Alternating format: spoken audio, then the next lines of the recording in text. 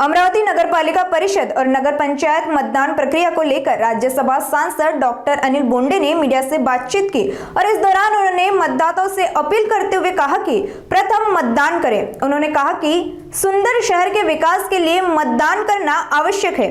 Doctor Bonde ने यह भी कहा कि कांग्रेस का एक अपवाद छोड़कर बाकी सभी नगराध्यक्ष भाजपा के ही चुने जाने की संभावना है और 50% से अधिक नगर सेवक भी भाजपा के चुने जाने की उम्मीद है।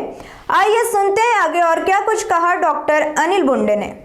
आज नगरपालिका नगर पंचायतीच्या भवितव्याचा दिवस आहे, मतदानाचा दिवस आहे आणि आपल्या सर्वांनाच माहित आहे की प्रधानमंत्री नरेंद्रजी मोदी यांची विकसित भारताची संकल्पना आहे, मुख्यमंत्री देवेंद्रजी फडणवीस यांची समृद्ध महाराष्ट्राची संकल्पना आहे।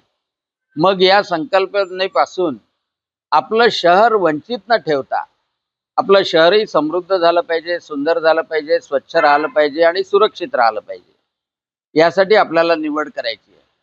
आणि म्हणून आज लग्नाची जरी तीथ असली खूप मोठी तरी लग्नाला जाण्याच्या पूर्वी मतदानाला जा।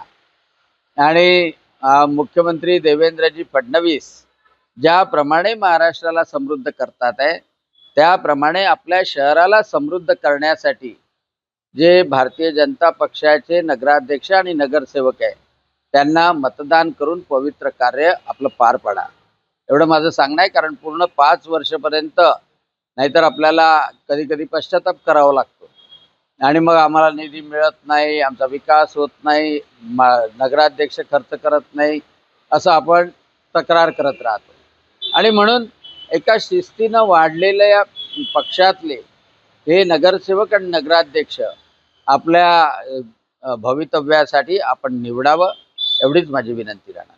तर अमरावती जिल्ह्यात भाजप आणि काँग्रेसमध्ये थेट लढत होत आहे, कसं चित्र राहणार आहे आणि काय वाटतं? खरं म्हणजे काँग्रेस याचा तर मागमूसही प्रचारात दिसला नाही, म्हणजे जसे काही त्यांचे नेते थिजले होते। आणि आता तर असं दिसत आहे की नगराध्यक्षामध्ये एखादा अपवाद जर सोडल्या गेला, चुकीनं झाला, तर बाकी पूर्ण नगराध्यक्ष निश्चितपणे हे भारतीय जनता पक्षाचे येतील आणि 50% जास्त नगरसेवक हे भारतीय जनता पक्षाचे राहतील आणि उर्वरित जे आहे त्यामध्ये मित्रपक्षाचा बोलबाला आहे। पण काँग्रेस असो किंवा शरद पवार यांची राष्ट्रवादी काँग्रेस असो किंवा उबाटा असो, हे कुठे आढळून येत नाही आणि त्यामुळं निश्चितपणे भारतीय जनता पक्ष आणि महायुतीचं प्राबल्य या निवडणुकीमध्ये अमरावतीमध्ये दिसून येते।